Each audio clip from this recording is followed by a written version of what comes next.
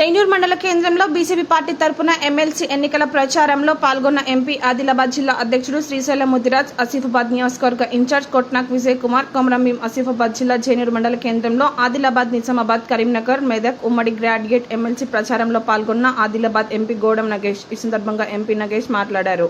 మేము ఆసిఫాబాద్ జిల్లా అధ్యక్షులు సోదరులు శ్రీశైలం గారు, ఆసిఫాబాద్ జిల్లా ముఖ్యంగా ఆసిఫాబాద్ నియోజకవర్గ భారతీయ జనతా పార్టీ అసెంబ్లీ నియోజకవర్గ ఇన్ఛార్జ్ సోదరులు కొట్నాక్ విజయ్ గారు, స్థానిక మా పార్టీ అధ్యక్షులు జ్ఞానేశ్వర్ గారు, మిగతా నాయకులందరికీ నమస్కరిస్తూ, ఈరోజు రాష్ట్రంలో 2 ఎలక్షన్ జరుగుతూ ఉన్నాయి. ముఖ్యంగా ఉమ్మడి ఆదిలాబాద్ జిల్లాలో, అదే మాదిరిగా కరీంనగర్, ఆదిలాబాద్, నిజామాబాద్, మెదక్ జిల్లాల్లో గ్రాడ్యుయేట్ సంబంధించినటువంటి పట్టభద్రులకు సంబంధించినటువంటి ఎన్నిక, ఉపాధ్యాయులకు సంబంధించినటువంటి ఎన్నిక ఈ నియోజకవర్గంలో జరుగుతూ ఉన్నది. ఇప్పుడే చాలామందిని మేము కలుసుకున్నాం. ఉపాధ్యాయులందరూ కూడా చాలా సానుకూలంగా, గ్రాడ్యుయేట్స్ అందరూ కూడా సానుకూలంగా ఈరోజు ఉన్నారు. ఎందుకంటే గత 10 సంవత్సరాల కింద ఉన్నటువంటి పార్టీకి అయితే అసలు ఈరోజు కనీసం అభ్యర్థి కూడా పెట్టలేని పరిస్థితి ఉంది.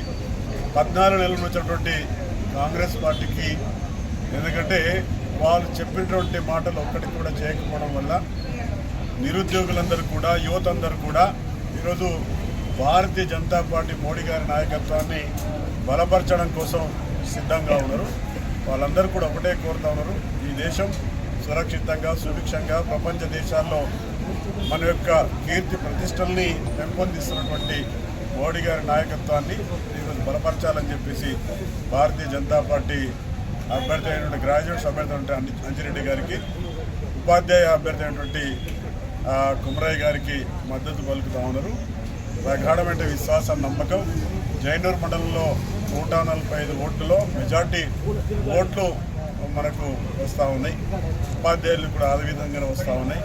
మొత్తానికి మొత్తం ఈ కరీంనగర్, ఆదిలాబాద్, మెదక్ అండ్ నిజామాబాద్ జిల్లాలో పట్టభద్రులు, ఉపాధ్యాయ 2 సీట్లు గెలవడమే కాకుండా నల్గొండ, ఖమ్మం, వరంగల్ జిల్లాలకు సంబంధించినటువంటి ఉపాధ్యాయ ఎమ్మెల్సీ కూడా ఎట్టి పరిస్థితుల్లో భారతీయ జనతా పార్టీ కైవసం చేసుకుంటూ పోతా ఉంది.